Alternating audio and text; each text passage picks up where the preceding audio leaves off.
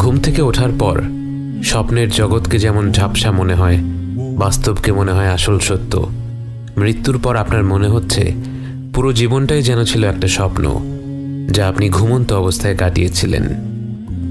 ফেরেশতাদের সাথে অলৌকিক সব অভিজ্ঞতাগুলোর পর এখন আপনি ফিরে এসেছেন আপনার কবরে। আপনাকে মাটি দেয়া হয়ে গেছে।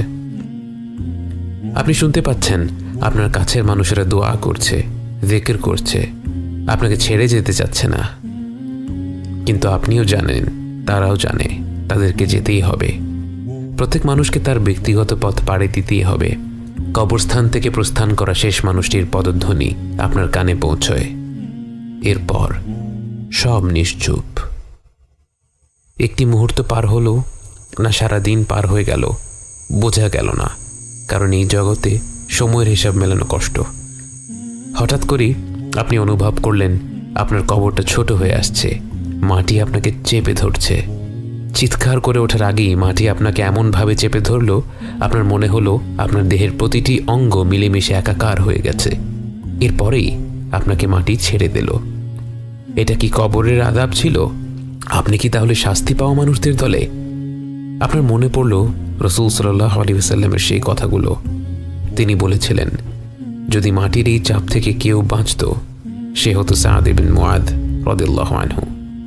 যে সাদ ইবনে মুআদের মৃত্যুতে আল্লাহর আরশ কেঁপে উঠেছিল, যে সাদ ইবনে মুআদের জানাজায় শরীক হতে ৭০,০০০ ফেরেশতা পৃথিবীতে নেমে এসেছিল, সেই সাদ ইবনে মুআদকেও মাটি চেপে ধরেছিল।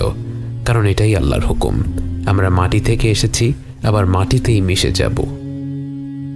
এরপর আপনাকে উঠিয়ে বসানো হলো।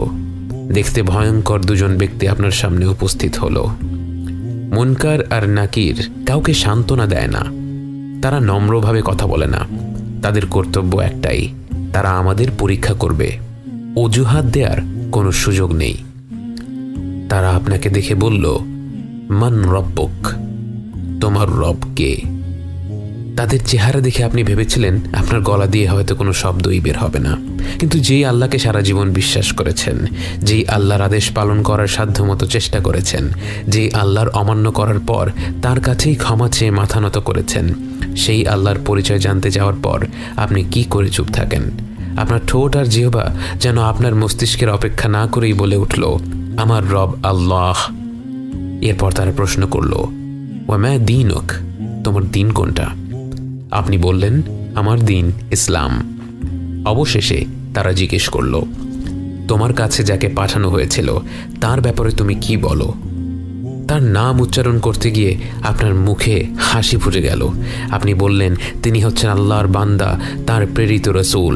আমি সাক্ষ্য দিচ্ছি আল্লাহ ছাড়া কোনো মাবুদ নেই এবং মুহাম্মদ সাল্লাল্লাহু আলাইহি ওয়াসাল্লাম তার বান্দা এবং তার রাসূল। সাথে সাথেই তারা বলে উঠল, সাদাক্ত, তুমি সত্য বলেছ। এবং সাথে সাথে আপনার কবরটা প্রশস্ত হয়ে যেতে থাকে। দেখতে না দেখতেই আপনার কবরটি বিরাট আকৃতি ধারণ করে। এরপর আপনার সামনে একটি চিত্র তুলে ধরা হয়। এটা কি একটি ভিডিও নাকি তার চেয়েও আধুনিক কোনো প্রযুক্তি, তা আপনার জানা নেই। সেটা নিয়ে ভাবারও সুযোগ নেই, কারণ আপনি হতভম্ব হয়ে দেখতে পেলেন সেখানে একটি ভয়ানক জায়গা দেখানো হচ্ছে, যেখানে চারিদিকে দাউ দাউ করে আগুন জ্বলছে এবং হিংস্র সব জীব কারো জন্য অপেক্ষা করছে। আপনাকে জানানো হলো এটাই আপনার গন্তব্য হয়ে যেত যদি আপনি আল্লাহর অমান্য করতেন, গাফেল হয়ে আপনার জীবন কাটিয়ে দিতেন। এরপর অন্যদিকে আরেকটি চিত্র তুলে ধরা হলো এবং এবার আপনি আপনার জীবনের সবচেয়ে সুন্দর দৃশ্য দেখতে পেলেন, যার দিকে তাকিয়ে মাসের পর মাস কাটিয়ে দেয়া যায়। আপনাকে বলা হলো এটাই হবে আপনার সর্বশেষ গন্তব্যস্থল, এটাই হলো জান্নাতের সেই ঘর যার জন্য আল্লাহ আপনাকে সৃষ্টি করেছেন এবং যেখানে আপনি শীঘ্রই ফিরে যাবেন। এই মনোমুগ্ধকর দৃশ্য দেখতে দেখতে আপনার কবরের জীবন শুরু হয়।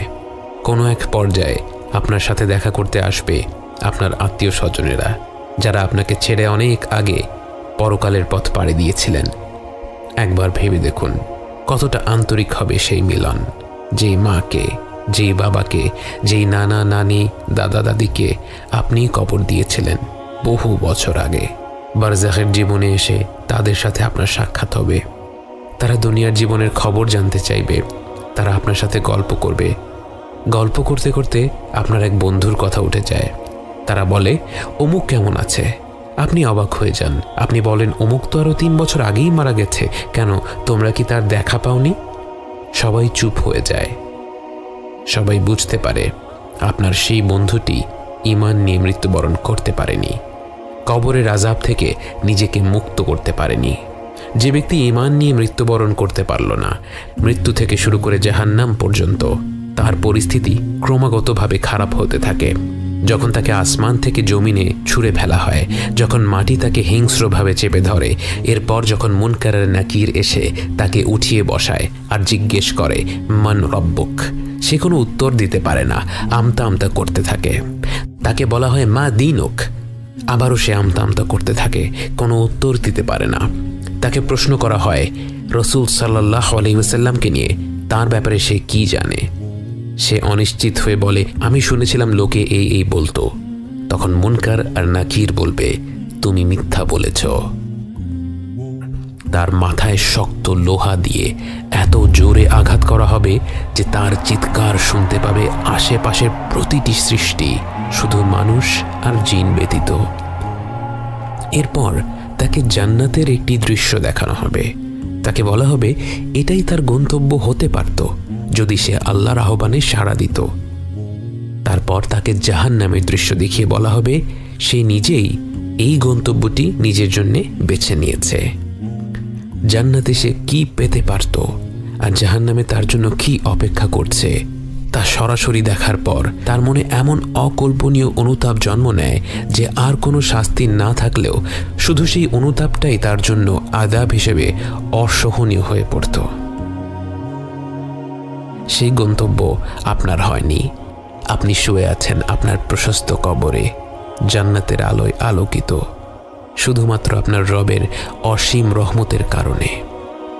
এই সুখময় আবাসে আপনি অপেক্ষা করতে থাকেন সেই দিনটির জন্য, যেদিন সবাইকে একটি ময়দানে একত্রিত করা হবে।